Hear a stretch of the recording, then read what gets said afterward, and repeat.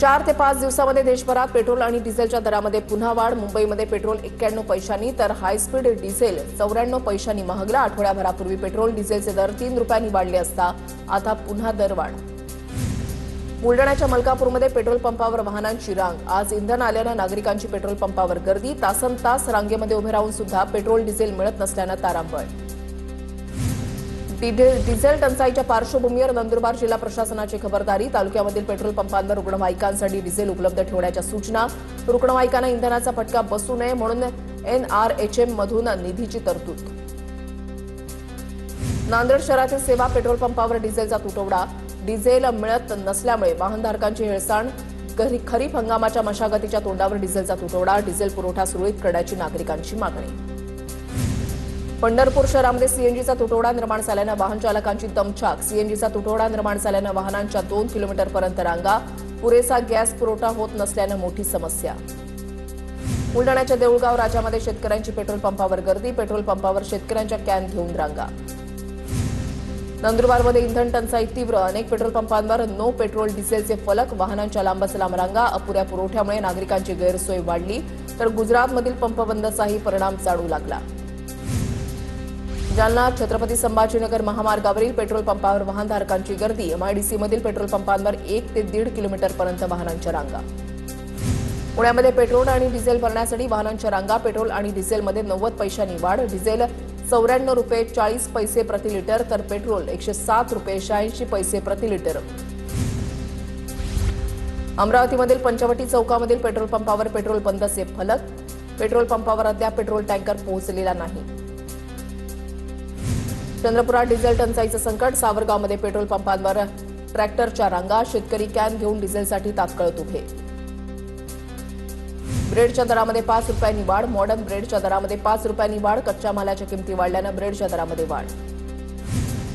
भारतावर आर्थिक संकट येणार। देशातील तरुण शेतकरी छोट्या व्यावसायिकांना आर्थिक शॉक लागणार। अदानी आणि अंबानी वालं स्ट्रक्चर तुटणार। लोकसभेचे विरोधी पक्षनेते राहुल गांधींची माध्यमाला प्रतिक्रिया।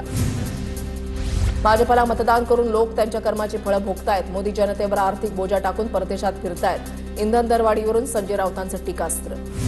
मोदीजी देशामध्ये इंधन टंचाई होऊ देणार नाहीत, पण राऊतांनी आधी मातोश्री 1 आणि मातोश्री 2 मधल्या गटारामध्ये काय वाहतंय ते महाराष्ट्राला सांगावं। नवनाथ बंद यांची संजय राऊतांवर टीका। मोदींनी नॉर्वे दौऱ्यामध्ये पत्रकार परिषदेमध्ये प्रश्न न घेता नरेंद्र मोदी निघून गेल्याचा आरोप। मोदींनी माझ्या प्रश्नाचं उत्तर दिलं नाही। महिला पत्रकाराचं ट्विट। जगानं तडजोड केलेल्या पंतप्रधानांना प्रश्नांपासून पळ काढताना पाहिलं। राहुल गांधींकडून व्हिडिओ ट्विट करत मोदींवर टीका तर ते कुठल्या तरी NGOचे अहवाल वाचून भारतावर प्रश्न उपस्थित करतात।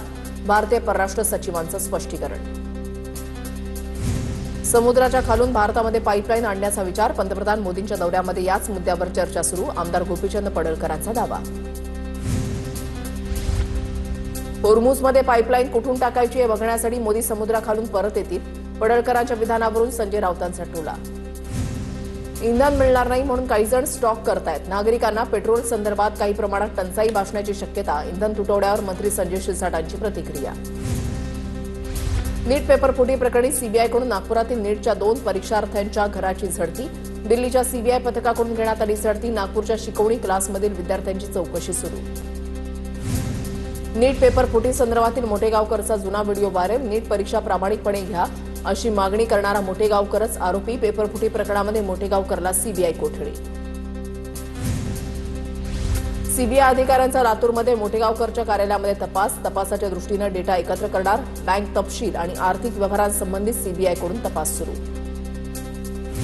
27 एप्रिललाच नीटचा पेपर शुभम खैरनारकडे आल्याची माहिती समोर। शुभम खैरनार उत्तर प्रदेशच्या व्यक्तीच्या संपर्कात होता।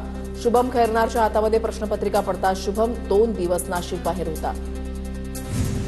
नीट पेपरफुटी प्रकरणामध्ये सुप्रीम कोर्टामध्ये नवीन याचिका दाखल। काँग्रेसचे प्रवक्ते आलोक शर्मा आणि प्रिया शर्मा यांच्या वतीनं सुप्रीम कोर्टामध्ये याचिका दाखल। एनटीएच्या ऐवजी पर्यायी यंत्रणेद्वारे नीट परीक्षा घेण्याची सुप्रीम कोर्टाकडे मागणी। सुप्रीम कोर्टाच्या देखरेखीखाली चौकशी करण्याची केली मागणी। नीट पेपरफुटी प्रकरणामध्ये मांढरेच्या तपासामध्ये तांत्रिक अडचण। मनीषा मांढरे सर्व प्रश्न तोंडपाठ ठेवायची। तपासातून समोर मनीषा मांढरेनं प्रश्न फोडताना मोठी खबरदारी बाळगली। सूत्रांची TV9 मराठीला माहिती। शिवराज मोठेगावकरच्या संपर्कात असलेल्या काही डॉक्टरांची सीबीआय चौकशी करण्याची शक्यता. डॉक्टरांचा पेपरफुटी प्रकरणामध्ये काही संबंध आहे का, याबाबत चौकशी होणार. मोठेगावकरच्या नालंदा कॅम्पस कार्यालयामध्ये अधिक चौकशी सुरू. नीट पेपरफुटी प्रकरणी नांदेडच्या कदम कुटुंबाची चौकशी होणार. कदमनं मुलीसाठी 5 लाखामध्ये नीटचा पेपर विकत घेतला होता. शिवराज मोठेगावकर काँग्रेसचा कार्यकर्ता आमदार अभिमन्यू पवार यांचा आरोप. नीट पेपरफुटी प्रकरणातील आरोपींवर कठोर कारवाई व्हावी, अभिमन्यू पवार यांची मागणी. नीट पेपरफुटी प्रकरणामध्ये सर्व माणसं भाजपचे कार्यकर्ते. नीट पेपरफुटी प्रकरणामध्ये भाजप सूत्रधार खासदार संजय राऊतांचा आरोप. तर मोठेगावकरनं काँग्रेसचा प्रचार करण्याचं काम केलंय, नवनाथ बन यांचा राऊतांना प्रत्युत्तर. 100% गुण मिळवून देणारा क्लास हे फक्त जाहिरातीमध्ये असतं. मोठेगावकरांसारखी वृत्ती ठेचली पाहिजे, अंबादास दानवेंची टीका.